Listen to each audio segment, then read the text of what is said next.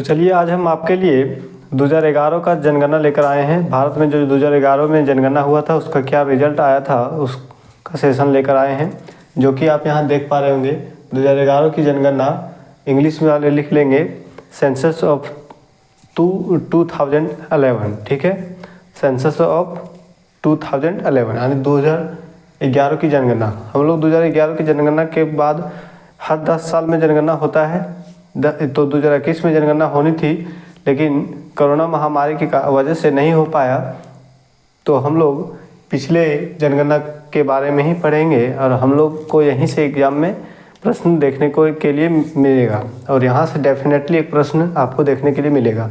हम इसमें sex ratio, जो अब लिंगानुपात, ओवरऑल पूरा इंडिया का लिंगानुपात, फिर बाल लिंगानुपात, ठीक है, जिसे आप सेक्स रेशियो बोलते हैं। गाँव के भारत में 2011 जनगणना के अनुसार गाँव में कितना परसेंटेज जनसंख्या रहती थी, शहरों में कितना परसेंटेज रहती थी, सबसे अधिक जनसंख्या किस राज्य में था, सबसे कम जनसंख्या किस राज्य में था, सबसे अधिक जनसंख्या घनत्व कौन से राज्य में था, सबसे कम जनसंख्या घनत्व राज्य कौन सा था, यूनियन टेरिटरी में सबसे अधिक जनसंख्या कहाँ था, और सबसे अधिक जनसंख्या वाला जिला कौन सा था, सबसे कम जनसंख्या वाला जिला कौन सा था। हम लोग आज की क्लास में यही देखेंगे। तो चलिए हम समय को ना गवाते हुए क्लास को स्टार्ट करते हैं। यदि आपको यह सेशन अच्छा लगे तो इसे लाइक करें और चैनल को सब्सक्राइब जरूर करें। तो चलिए अब हम क्लास को स्टार्ट करते हैं। जैसे कि आप यहाँ देख पा रहे होंगे 2011 की जनगणना हम पहले से ही बोर्ड में इसलिए लिख कर लाता हूँ ताकि सेशन लंबा ना हो और आपको भी कम समय में अधिक जानकारी मिल सके, ठीक है।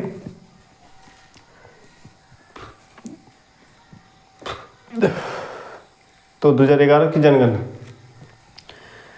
शुभंकर 2011 की जनगणना का शुभंकर क्या था, तो उसका शुभंकर था प्रगणक शिक्षिका, ठीक है। आदर्श वाक्य, हम लोग 2011 में एक आदर्श वाक्य दिए थे। वो क्या दिए थे, तो हमारी जनगणना हमारा भविष्य, ठीक है। जनगणना आयुक्त 2011 का जनगणना आयुक्त कौन थे, तो सी चंद्रमौली। ये एग्जाम में पूछा जाता है सब। इसमें कुल प्रश्न कितने पूछे गए थे, तो 29 प्रश्न पूछे गए थे, ठीक है। 2011 जनगणना के अनुसार वेरी इंपॉर्टेंट, जो कि एग्जाम में पूछा जाता है, ठीक है। 2011 जनगणना के अनुसार हमारे भारत की कुल जनसंख्या कितनी थी, तो इम्पोर्टेंट है, याद जरूर रखिएगा। 12, 10, 85, 49, 77, जिसे शॉर्टकट में हम लोग बोलते हैं 121 करोड़। लेकिन अब जनसंख्या बढ़ के बहुत आगे निकल चुकी है, जो कि हम लोग चाइना को भी पीछे छोड़ चुके हैं। पूरी विश्व में हमारी जनसंख्या, भारत की जनसंख्या सबसे अधिक है और जनसंख्या के मामले में हम लोग नंबर 1 पर आते हैं और क्षेत्रफल की दृष्टि से हम लोग नंबर 7 पर आते हैं, ठीक है, याद रखिएगा। विश्व की जनसंख्या का कितना परसेंट है हम लोग, तो 17.5%, ठीक है। ये 2011 जनगणना के अनुसार है, ये जरूर आप याद रखिएगा। जिसमें से पुरुष भारत का बात कर रहे हैं, जनसंख्या में पुरुषों का परसेंट कितना था, तो 51.47%।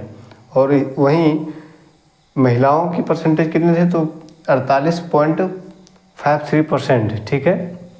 ये बेसिक बात हो गई। अब हम लोग आगे आप देख पा रहे होंगे सर्वाधिक जनसंख्या वाला राज्य। 2011 के जनगणना अनुसार सर्वाधिक जनसंख्या वाला राज्य कौन सा था, तो वो यूपी था, जिसे आप उत्तर प्रदेश बोलते हैं, उत्तर प्रदेश, ठीक है। तो न्यूनतम जनसंख्या वाला राज्य भी होगा, कौन सा था, सिक्किम। अगला है सर्वाधिक जनसंख्या वाला यूनियन टेरिटरी, जिसे आप केंद्र शासित प्रदेश बोलते हैं, वो कौन सा था, दिल्ली, ठीक है। सर्वाधिक जनसंख्या वाला राज्य आज भी दिल्ली है, यूनियन टेरिटरी दिल्ली है। न्यूनतम जनसंख्या वाला यूनियन टेरिटरी लक्षद्वीप है।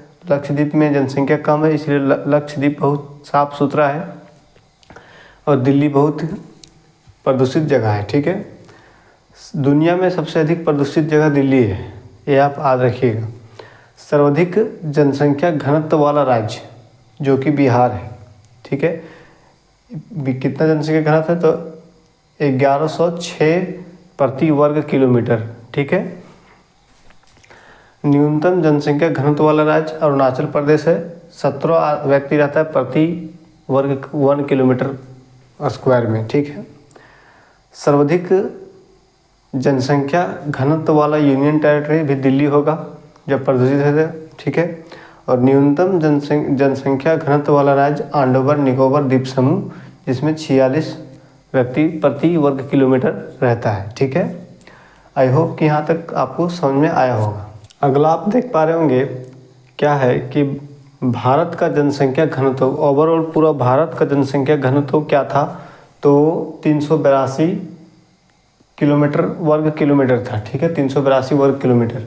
भारत का लिंगानुपात पूरा ओवरऑल पूरा भारत का तो 943, 943 क्या है, यानी कि 1000 पुरुष के पीछे 943 महिलाएं हैं।